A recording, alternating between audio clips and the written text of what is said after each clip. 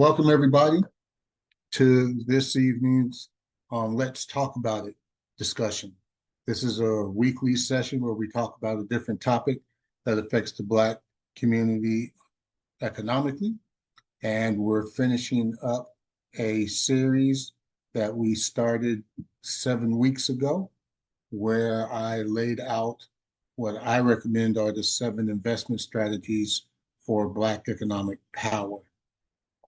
And so today's topic is global investing, specifically strategically investing in the Black diaspora.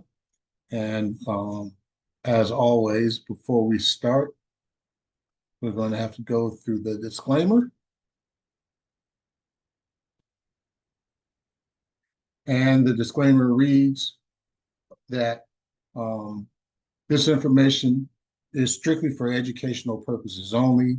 We strongly encourage you to consult with licensed financial advisors before making any significant investments. And though I do have decades of experience, I am not licensed or registered with any regulatory authority. And we will now go to, where is it at? The overview video. So let me get that started.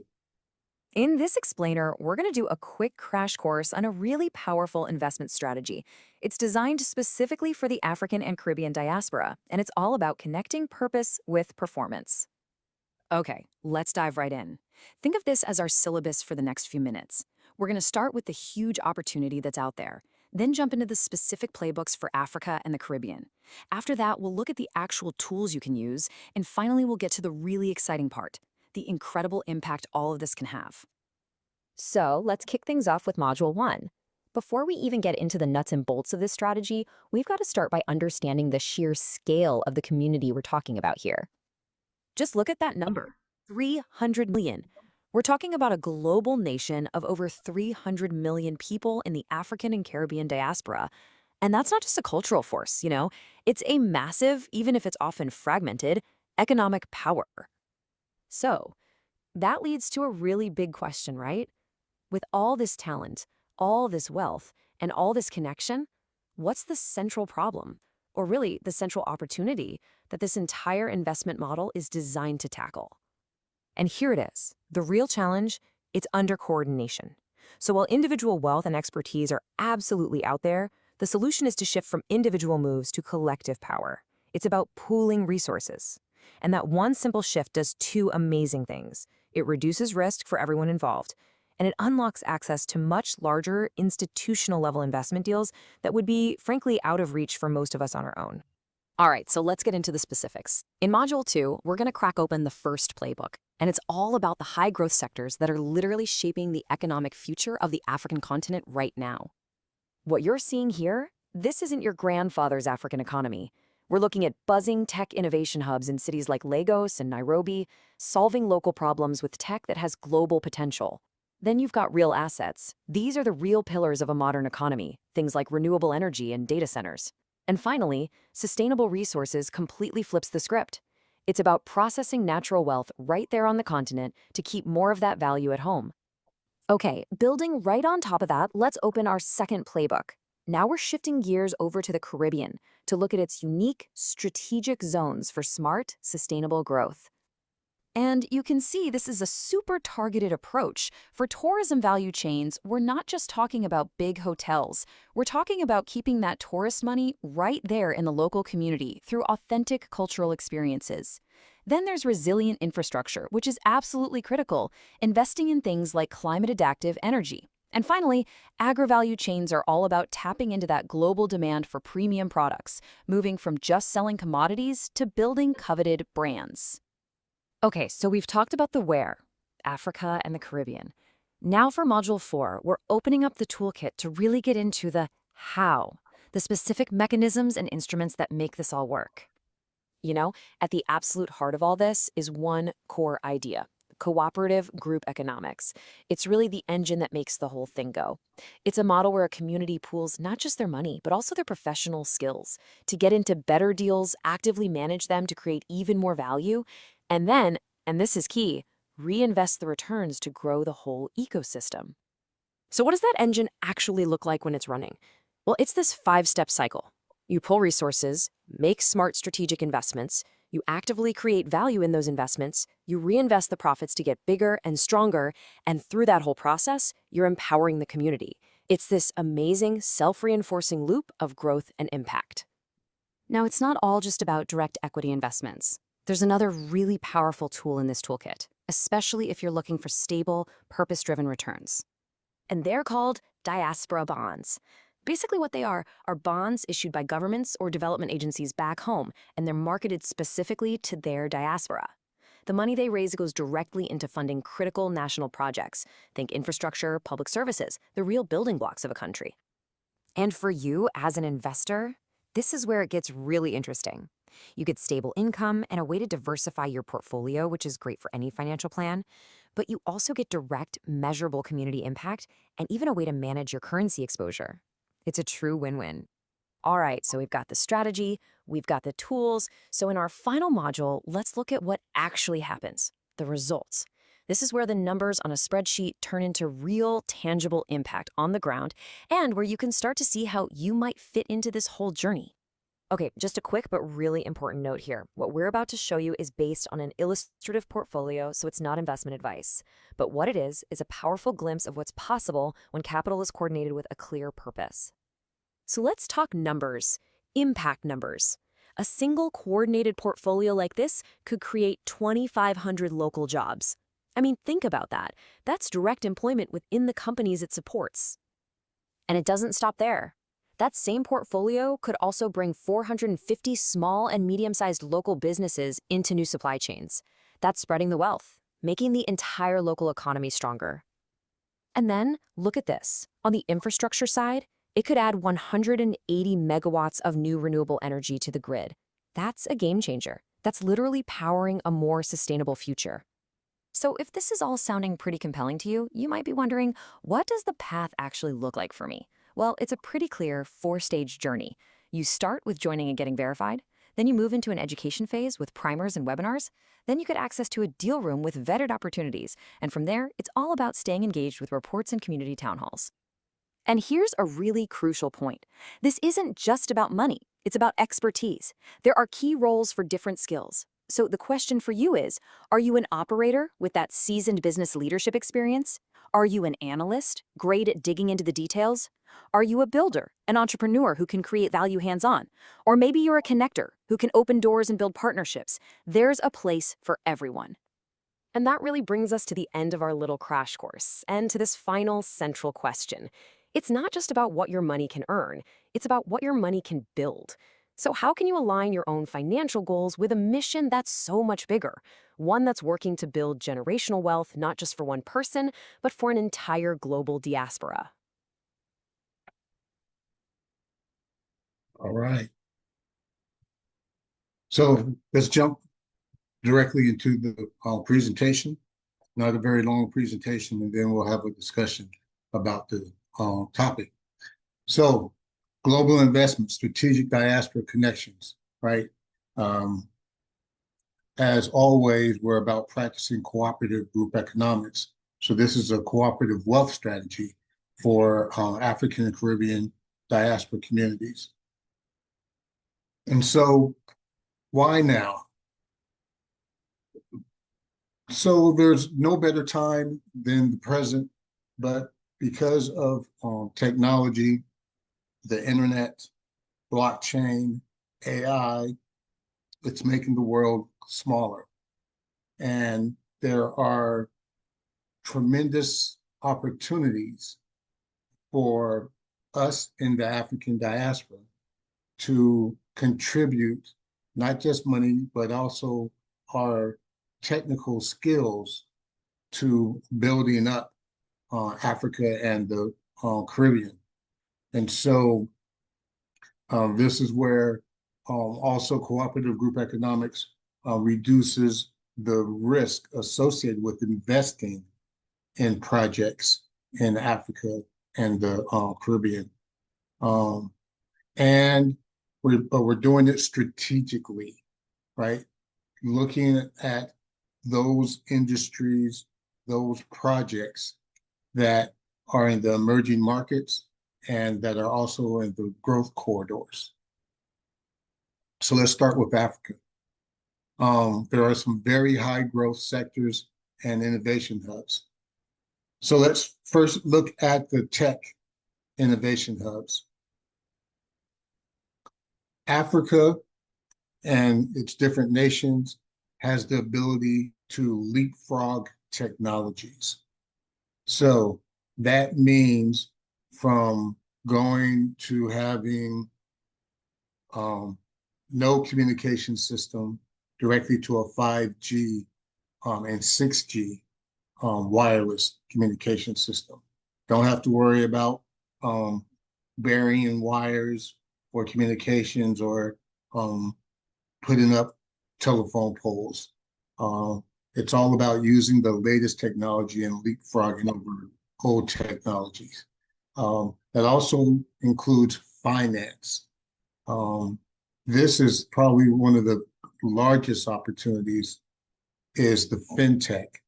And we've talked about fintech here in the last couple of weeks, but we're talking about fintech that's specific to Africa and the cultures in Africa and the way that Africans transact business. I saw a video about a ticketing company in Africa that was trying to roll out its services, and it ran into problems because Africans are used to paying for events in cash, right? And so if they're used for paying for events in cash, but now you're trying to only offer an electronic option, you run into problems, cultural problems. And so another company stepped in and they created a bridge technology to where locals can convert their cash into a digital wallet and then use that digital wallet in order to purchase event tickets. So it's extremely important to understand the environment and the culture, because what works here in the United States may not work in Africa. And so there's huge opportunities to team up with the locals on the ground that understand and know their local cultures. They know what'll work and what doesn't work. That also goes into logistics, healthcare. Some of the major cities that are tech innovation hubs are Lagos, Nairobi, Accra, and Kigali. So that's the tech part. Then there's the real asset. So we know that Africa needs infrastructure. And so not only are we talking about roads and water, we're also talking about energy. And again, they get to leapfrog technologies. Don't have to worry about coal plants, but we jump straight to the latest, most efficient, cutting edge energy technologies. There's a gentleman, a young man, who has created a unique energy source that they've tried to shut down because it's so efficient and it's low cost. And so these are the type of technologies that we in the African diaspora can work with Africans to develop. And then, of course, there's the technology infrastructure, right? Data centers, cloud infrastructure, There's also consumer goods production, manufacturing. Forever, Africa has been used to mine raw materials to then ship to other countries to process and then sell the finished goods back to the Africans at a marked up price. So this is a day and age, though, where the Africans have the opportunity to create their own manufacturing and processing centers. And again, we from the African diaspora, with the money and with the skills, can assist them. And then there's sustainable resources. Agriculture is a big one. We have an opportunity to transform the agricultural industry in Africa. Sustainable mining, doing mining that is in a humane way. And then it talks about carbon credit projects. As always, we have to keep in mind risk management, and this is where you need to coordinate with local experts. You need to do your due diligence. You need to have risk management processes and procedures in place. Let's jump to the Caribbean or the Caribbean. So 3 focus areas is tourism, and this is focused on boutique hospitality, not coming in and building these huge resorts, but building boutique resorts that keep in mind the culture and focus on teaching about the local culture and the local history, which many times is lost. Authentic cultural experiences, resilient infrastructure. This is, again, we're in the Caribbean. We're talking about hurricanes that affect the infrastructure. We have the technology now to build hurricane-resistant infrastructure, housing, commercial buildings, power systems, power storage systems, and then the agri-value chains. This again goes back to not just exporting the raw commodity, but doing the processing in the Caribbean and then shipping the final product and focusing on branding. So this is assisting the Caribbean nations to take control of the resources that they have. There's diaspora bonds. So these are bonds that are offered by the local government or development agency, specifically marketed to the diaspora community to assist the country in the development of infrastructure and development projects. This can create stable income generation, portfolio diversification, of course, direct community impact. And so we will be looking at putting together an investment opportunity where CPIN members can put their money together after we've done our due diligence in order to invest collectively in these diaspora bonds. So it all goes back to cooperative group economics, right? Pooling resources, strategically investing those resources, managing the risk and the operations in order to create value that creates profits. And then it's about reinvesting those profits into additional projects and then seeing the community empowerment, and the community impact. So this is just an illustrative portfolio of several $1 million and what the impact could be.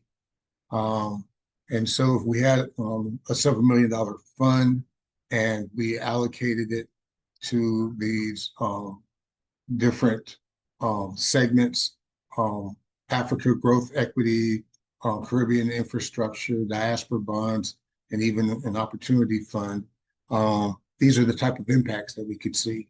The creation of 2,500 locally created jobs, 450 small to medium size enterprise businesses, and 180 megawatts of clean energy capacity that could be added.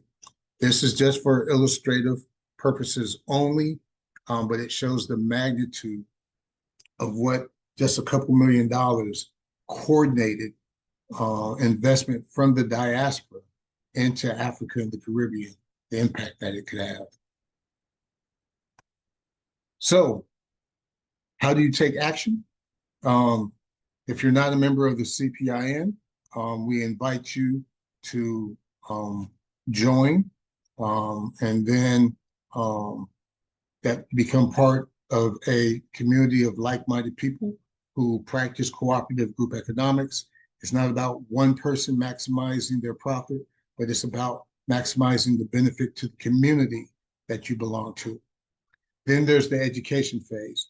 We have a knowledge center where you can take different courses on different financial topics.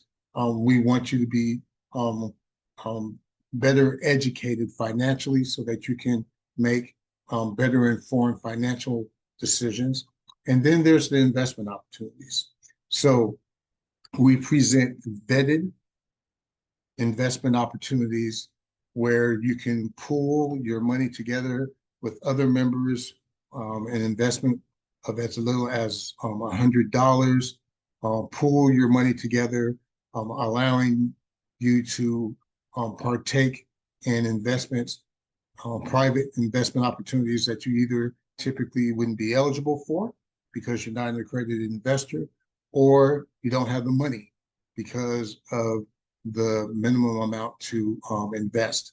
And so through these special purpose vehicles, we create investment opportunities that are specific to one investment, and then the BNIC network manages that investment on behalf of the investors. And so what is the benefit of being a CPIN member? So collective buying power. When we put our money together and we practice cooperative group economics, it allows us to invest in deals that we may not be able to invest in alone. Expert co-learning. So even though I host these discussions on Sundays, there are other people that are CPIN members that have expertise in different areas. And at times, we invite them to be guest speakers on specific topics that they're experts in.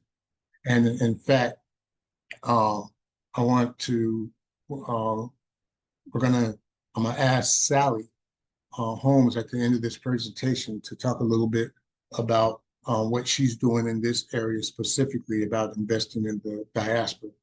And then it's purpose with performance.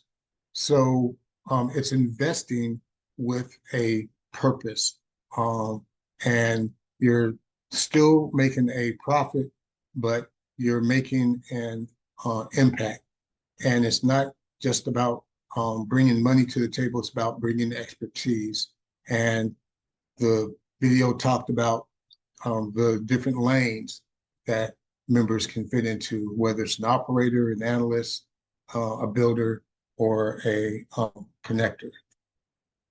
And so if you're ready to start, we invite you to join the CPIN network. I will put the link into the chat. And that is the end of my presentation. Sally, can you talk a little bit about what you're doing with the ADDI and your upcoming trip to the fast? Yes, good evening, everyone. So I was just trying to think, what area I would find myself in as far as my area of expertise. I guess more or less, I would consider myself maybe a connector because, I have found, had the opportunity to be able to, as being a member with the ADDI, to go to Burkina Faso coming up in about 3 weeks or so. And so, they're offering, citizenship there. Of course, I'm looking for dual citizenship because, I also have made investments over in Ghana as well. And, I look at the opportunities that is, you know, as far as, just starting from the ground floor, because there's so many things that they are, working on as far as developing their country. So the opportunities are enormous over there. We did go over a few of those, but I don't want to take up too much of your time. But everything that you spoke of, as far as fintech, of course, they have all the minerals there that, you have opportunity to invest in. They're looking to connect, countries as far as with the train system and stuff like that. We can get in on the ground floor because our investment will help them to develop that, because the returns would be so great in a short amount of time, that will also help us as far as sustaining us through some of these rocky roads that we're going through here, and to be able to, like you said, um, be able to start some jobs and stuff like that here, because we've got a lot of people that are unemployed. So I'm looking at that, being able to connect back to the motherland, and just like everybody else has done, they go over there, not necessarily to build but to get wealthy. So I'm looking at this as an opportunity for us to help them build, and for us to also be sustained through that building process. So, um, that's pretty much all I had to say about that. But opportunities in all of the countries is enormous as far as helping them to develop. Like I said, I do have a couple of investments in Ghana. I have gone to Tanzania, also, and was looking into a opportunity to invest. But we decided, my group that I was in at that time, we chose not to go there. But opportunities are there. Thank you very much, Sally. Yeah, And well, we're gonna come back and talk about your investments in Ghana. Jamal, you had something to say. What's happening, everybody? Good move, man. Good move. But the thing that I really want to say about the opportunities, you got to know where. I've been in Africa since 2020. Nigeria, South Africa, Mozambique, Rwanda. I got good colleagues that know me about as long as you know me, Mike. So the infrastructure is there, but you have to know. You got to have boots on the ground over there. It's like you can't be flying blind. You got to have trustworthy people that's working with you. So I'll shoot you some. So far as renewable energy, right? Best shot is in Mozambique, West Central Africa. That's called the major infrastructures, projects, and solar energy expansion. Tech and digital that you just talked to. The big spots is South Africa and Morocco. Rapid growth in cloud services, e-commerce, as you just mentioned. Agriculture and agri-tech. Cote d'Ivoire, Nigeria, digital platforms connecting farmers with investors, and also the new AI that they're building on their own so they don't have to use our systems. Infrastructure, again, Morocco, South Africa. Strong manufacturing sectors and investment infrastructure. So you want to be where the infrastructure is somewhat solid, look, with all stuff, Burkina Faso, all that stuff, that's great, but you don't want to invest in turmoil. Now you can if you got the boots on the ground and you know what the direct infrastructure is, right? To me, with the Diaspora bonds, some people like them. I don't really care for that so far as if I know the infrastructure is strong, I'm rocking with it. If not, I'm not touching that. But that's my personal opinion. And it doesn't go against what you guys are doing because you're trying to make the best decisions together as a unified force. When you're doing that, you got to know the opportunity. You can't come in blind to this stuff. You cannot. You have to have boots on the ground that's in the infrastructure, people that knows banking. I did a deal in Ghana that fell through 2020, right during the pandemic, right around there, right? And the banking was so strict. They wanted us to put money in funds where they had the control over it. We didn't have no control over it. If the deal went left, whatever, you know what I'm saying? So we have to realize Africa is changing. I'm proud of all the accomplishments, kicking the colonizers out, that's all gravy. But you still have to have a solid infrastructure with this. You cannot be flying blind, or we're going to help our people. Yeah, that's all good. But this is business. This is money. So we have to know the infrastructure is set, where you can invest is set, and you got people that are honest. And I'm not talking, that's every color. So I'm not making it a color thing. You have to know the people that you're dealing with are credible, that they know what they're doing in the space, they're connected to the infrastructure, and that's got to be rule one if you're going to do this. If y'all going to pull this off, you got to know where to go. Mike, I'll send you some stuff. It's funny, I had this stuff for a couple of weeks now. I was doing some things with my friend Sandy in South Africa, has a great restaurant and catering business out there called Zalette Premium Foods. She's doing a big thing out there. That's another thing.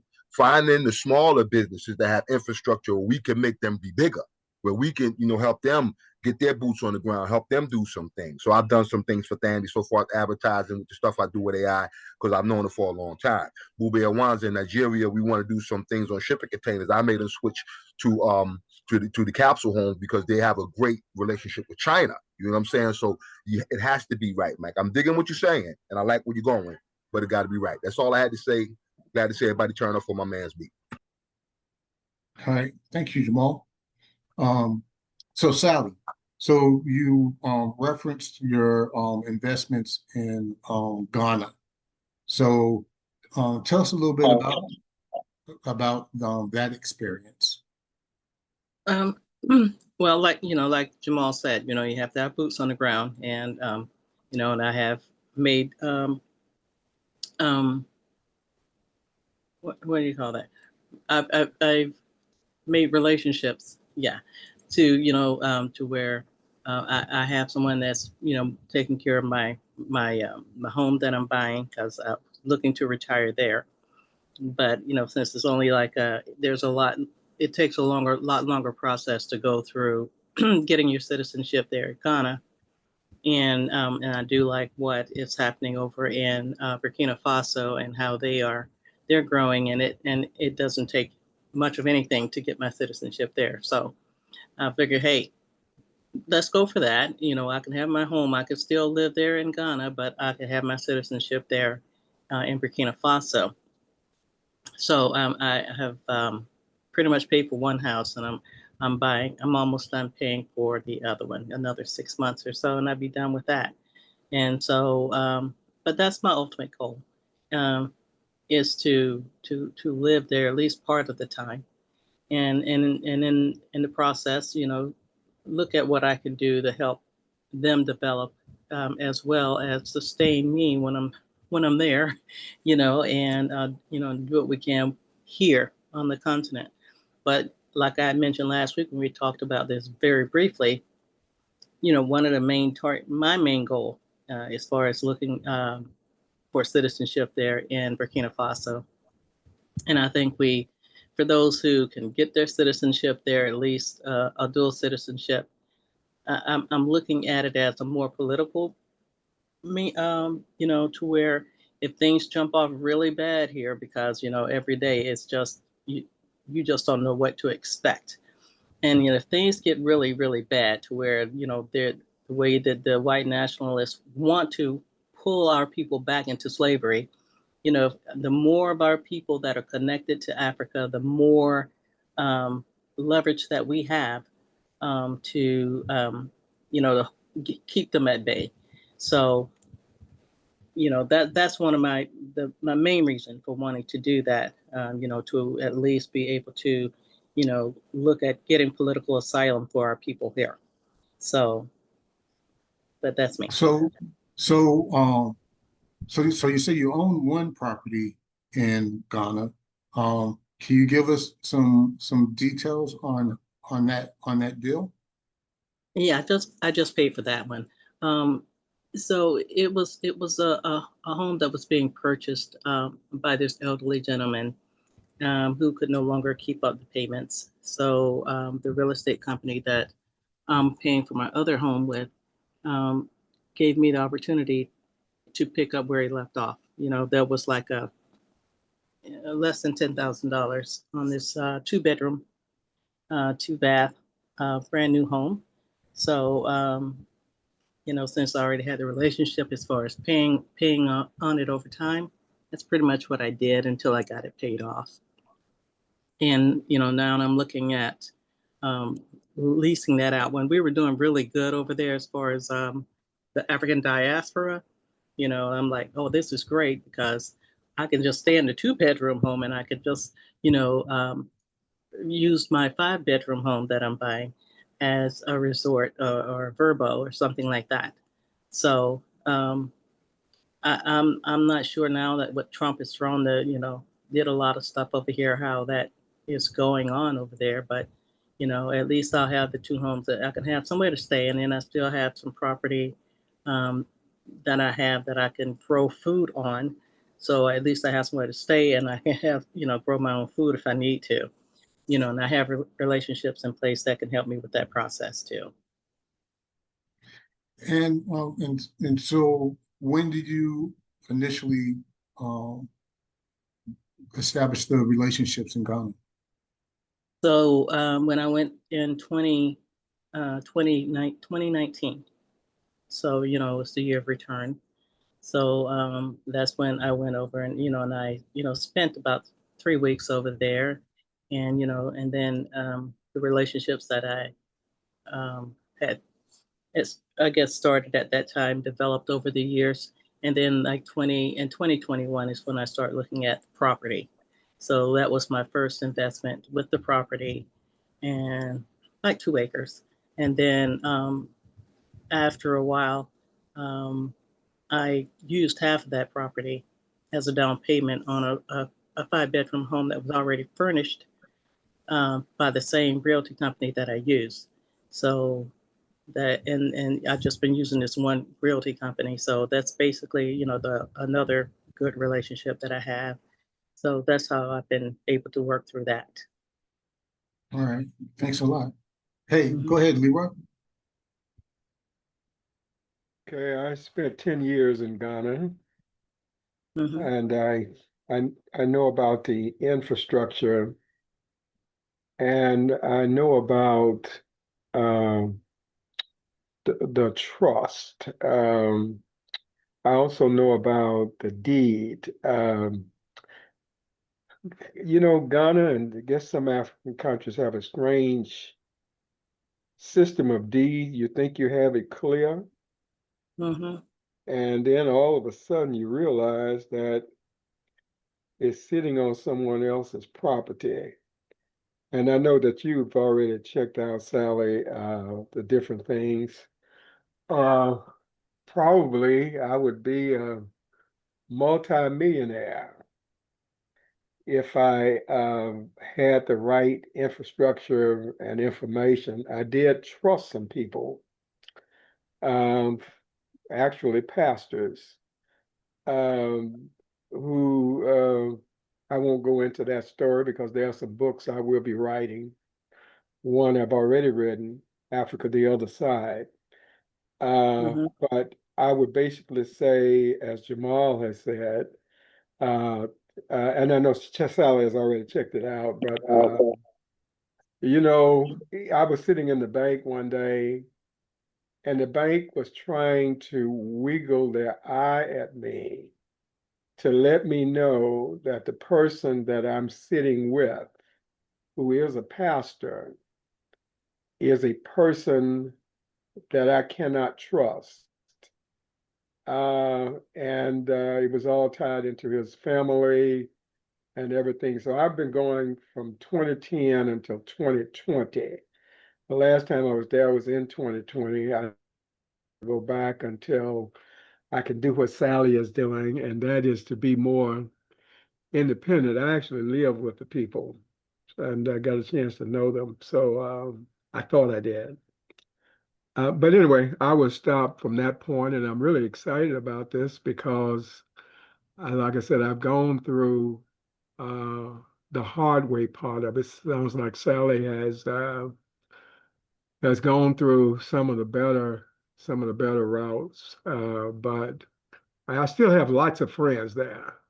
And I would say this, that while I'm in a community different from America, that once culturally, once one knows, even though the person is not up and up, they will very, very, very seldom, even the best of them, will speak up against that person. So you ended up sort of left alone. I even had police.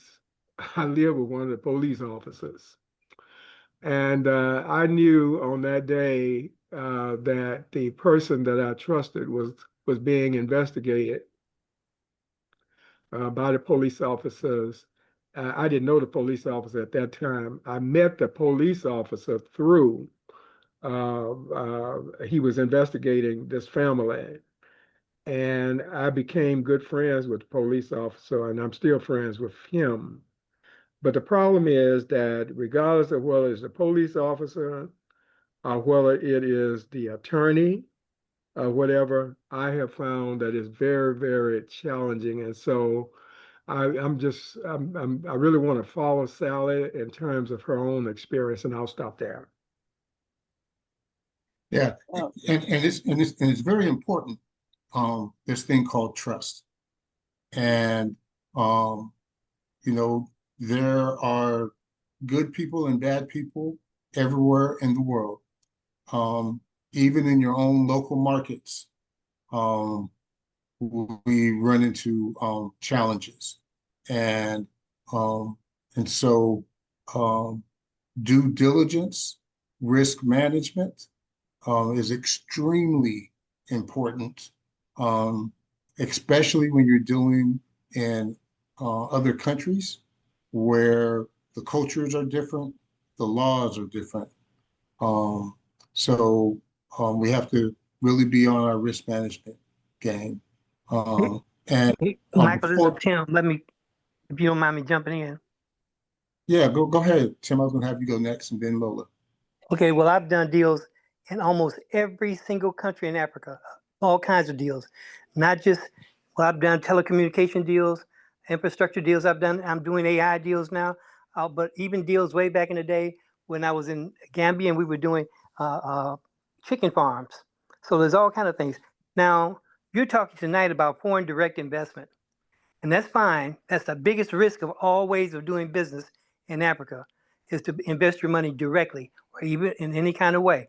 But you can do it and you can make money. Like I said, we did chicken farms and I don't even eat chicken, but we made a lot of money so that you can do things. But you need to start with an understanding the biggest problem in Africa is four-letter word called RISK, risk. And how do you get rid of that risk in your deal, whatever deal it is? Because it's not just the people, it may be currency risk, it may be any kind of risk, maybe the fact is there are political problems going on that you have to look at. It may be risks that are outside of your understanding of what's going on. Conflict diamonds, we've heard about those and how they do and how do they judge them and stuff like this. There's a lot of different problems. First thing I would suggest for anybody before you start talking about doing deals in any country in the world, whether it's Africa, Caribbean, or Europe, or Asia, you start with the CIA World Fact Book. Yes, the CIA World Fact Book is public. You get it, you read everything you can read about it, because that's where you start. Trust me, that's where you start. The CIA World Fact Book. You start with them. Also, too, go down to the International Trade Administration. That's a part of the Department of Commerce. You pay tax dollars to get people to tell you what's going on over there. Every major corporation uses this organization to get information. Another thing, when you're in a foreign country, you have something there. When you have the consulates there, there's somebody at every consulate in the world from the United States called a U.S. Foreign Commercial Service Officer. The Foreign Commercial Service Officer can tell you a whole lot about who to watch out for, who the criminals are, and stuff like this. Because I mean, I've done in Ghana, where a friend of mine was calling me up because he's got a big problem. Somebody stole the money, blah blah blah, and it turned these Ghanaians. No, they were all Nigerians in Ghana. They were hustlers, and they out hustled him. But my Foreign Commercial Service Officer there turned me on to the local constabulary, which went over there and busted all of them, got some of his money back. So you have to know the risk factors. You have to know. I had one of my dear friends got so caught up on the religious wise. We're gonna do great things in Ethiopia. Oh, we're gonna help the people. They need to build roads. He didn't listen. He just jumped. He went out and bought a great big dump truck and had it exported over there to Ethiopia, and he ain't seen or heard of it since. Right? No money coming out of nothing. So to do that, I've had a house in East Africa, in Kenya on Mombasa Beach since 1978, and I went there once in my entire life. I bought it because a friend of mine who was from Somalia who was living there and his family needed something. We were there, and I got the house. Beautiful place. I got it really low cost, and I let his family stay there for a while. Then we rented it out and put other people in there. And Mombasa Beach, if anybody wants to know about it, it is where the Scandinavians, it's where the Europeans go to live. And in Kenya, we don't even hear about it. So it's not, there are a lot of opportunities, tremendous opportunities, anything you can think of, but you don't have to focus on direct investment because international business means export, import. Remember the days back in the day when everybody was bringing in these Kenya baskets, these Kenyan purses from Kenya? Well, the people in Kenya were making good money on that. They were helping them. We were helping them out, bringing those purses over. And man, those purses, the Kenyan purses, were selling like crazy. We used to have tractor trailer loads coming in, and that they were delivering all over the South. So we can do all kinds of things: export, import, direct investment, licensing, where you license something to somebody over there that they can use, and vice versa. That you can do licensing, and then you have to look at joint venture situations where you can go in with somebody else and do a deal with them already, and you don't have to worry about it. Remember, these countries most of them have restrictions on how you can invest and how much you can own, and every one of them, if we're going to do right by everybody, if you're doing a foreign direct investment, is that you have to make it so that you're teaching the local people how to run that business that you know best. You have to teach them how to do that. Otherwise, we're just coming in as another colonizer with some money. So we have to educate the people. And it doesn't matter how big the deal is. We had a simple thing where in Angola, when the Portuguese left, they blew up every car. People don't even know they blew up every car. And so they had no way to fix cars, right? So people didn't know what to do. Well, I found some white guys who were good Christian people. And I got them to get with a brother. And what we did was they wound up going and setting up auto repair shops. Now they got over there and they trained the people how to repair the cars and how to fix them all up and do all kinds of things. And they turned over those shops to the black folks that were there, to the Angolans in Africa, the black folks in Angola, the native people of Angola. They got them. So there's a lot of ways of doing. People need everything, and they want everything, and they will deal with everything. So you can take cheap things that you can buy here and take them over there and make money on that situation. So look at those areas that you can do. It doesn't have to just be foreign direct investment. Me personally, when you invest in bonds, yeah, okay, fine. I would be looking at bonds that are coming out of the African Development Bank and the World Bank that are specific to Africa, if I'm gonna look at bonds. But that's not my interest. If you're gonna make a foreign direct investment, make the investment, figure out what the situation is, and again, trust of the people. You got to have them on the ground. You got to know who you're dealing with, and you don't really know off the top. I mean, you really got to have a close relationship. So look at that, and then also to remember, you buy insurance to protect your investment. If you're doing a project, you go buy insurance. There's actually insurance in there, and that insurance will cover you in case of all kinds of problems that go wrong. Lastly, I'll say rely on resources like the Export-Import Bank. People don't realize if you're taking your expertise in the field and you're adding your expertise to a project, the project will pay you, but you can get your stuff financed, get the project and get it financed, get your services that you're giving they can be financed to the export by the Export-Import Bank. We have a guy who is in Colombia, South America, and he's doing a deal now. And all of his service, he's an engineer, and all the services he's rendering is being paid by the Export-Import Bank, all except 10%. So all of these little factors about this, you can learn. Everybody can learn this. The International Trade Administration gives classes on it and teaches it, and it's all online to do it. But remember, there's more than just foreign direct investment. There's licensing, export-import, there are joint ventures, situations that you can get into. But those are ways you can cut in there and make that money and help the continent. And trust me, I'm not just talking about making money just to make a lot of money, even though I know we should, because I'm really at the heart of everything. I'm still a Garveyite, so I don't really care about all that stuff. I'm still going to be a Garveyite. But we have to look at more than one way. Again, CIA World Fact Book. Y'all hear me? CIA World Fact Book. Start there and get some homework, and then talk to the International Trade Administration. They work for you. I don't care whether it's Trump or Obama. They all work for you, and they haven't been wiped out. So if the big corporations are using them, then you should use them, because guess what? They're free. Free. All the information is free. So anyway, that's enough. Thanks a lot. I mean, you're a wealth of knowledge, and this is where we talk about, we bring more than just money when we come together. We also bring expertise. Go ahead, Lola. Wow, thanks, Michael, for letting me pop in for a second. Tim, that was amazing. I would just love to hear you just sit and talk, brother. I was taking my notes. That was really great, and that was stuff that could really save people from a lot of heartache. So I really appreciate you, and thank you, Michael, for having him on here. I wanted to ask Sally, was the land and what she bought? Because someone else was I don't know if it was Jamal or somebody was talking about. I don't remember who it was talking about the type of purchase that you have. I was told that in Ghana now, it used to be, but now there's no freehold land. It's all leasehold. So that you're leasing the land for like 50 years or 90 years or something like that. Sally, is that your experience?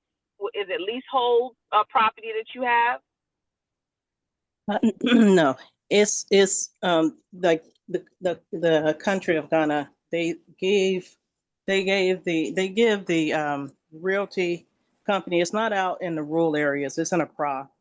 So they give them so much land that they can sell to foreign investors. So yeah. So the property that I bought, like I said, is right there in the heart of Ghana. It's not on, say, like the priest, not the priest, but the chiefs are holding that or anything like that. So this property here, I bought outright, and it's a family property. So it's basically the land that I bought. I had registered with the Ghana Land Commission. Had the I'm sorry, had had a building and stuff like that, a fence, a brick wall built on it, so that the land guards don't come try to confiscate that. So as long as you have a structure on it, I had 3 years to do that, and then it's protected and it's covered, like I said, with the Ghana Land Commission and everything. So, but I did sell back 1.5 acres of that for the home that I bought in Accra. Okay.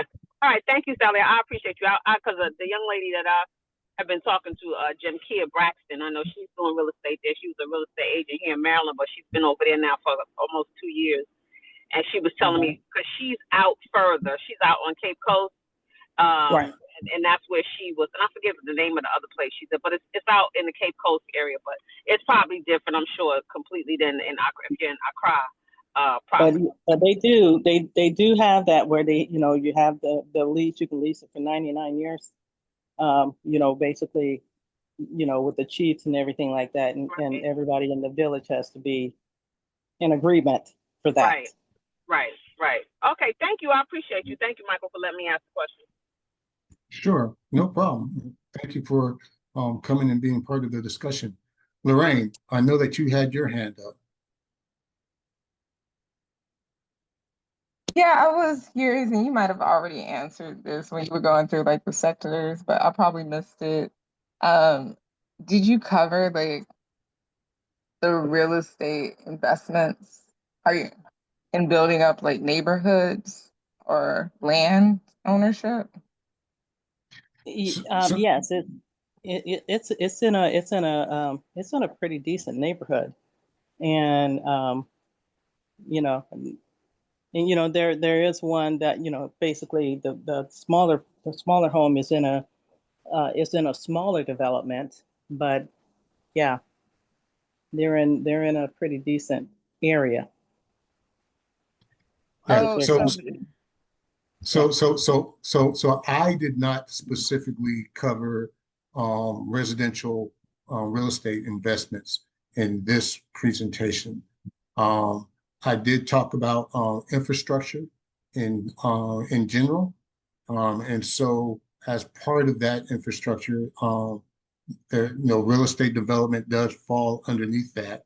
But I did not go into any detail about that. Sally has direct experience of Mhm. investing in real estate in Ghana. I have a couple of connections of people that either have built or are building developments, residential developments in Ghana. Mhm. And I didn't mention either when in 2019 when I went with actually it's a family out of North Carolina that repatriated over there. You know, the mom is a psychologist.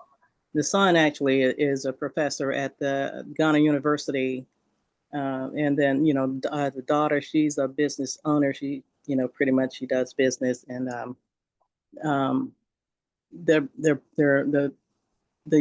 older lady, her husband just recently died a couple of years ago, but yeah, he was pretty much a big part of that organization too. Used to teach at City College there in New York. So, but they've been over there, I think, since 2016.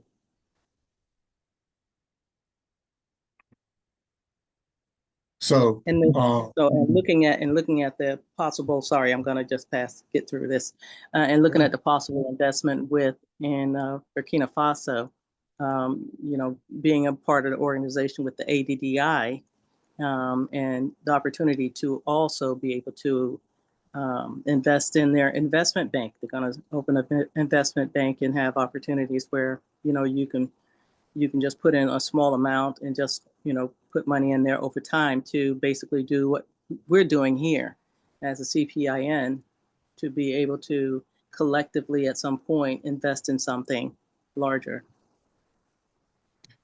yeah, and so I put in the chat, and I will put the link again to the ADDI, and specifically the trip that they have coming at the end of October to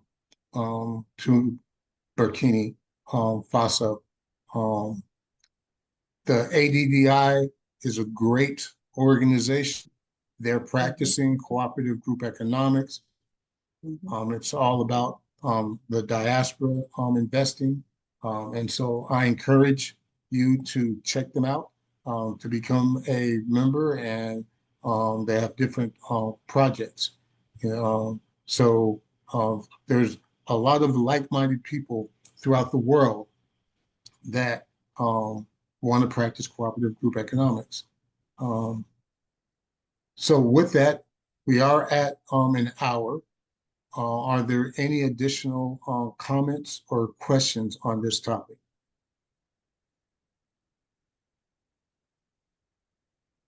If not, I want to thank, oh, go ahead, Sally. No, I just made a mistake and hit something. Oh, okay. Yeah, so I put the link to the ADDI in the chat. Leroy, Go ahead. Yes, I know I said a lot earlier, but I had to get that off my chest. But I am very interested in the this whole topic of with CPIN with as far as global investments concerned. So I do look forward to learning and also engaging. Thank you so much. And thank you and everybody else for attending. We seem to have some good experts on this topic. And so I will definitely be reaching out to you guys as we put together the educational component first and foremost to better educate the CPIN members on investing in Africa and specifically the managing the risk.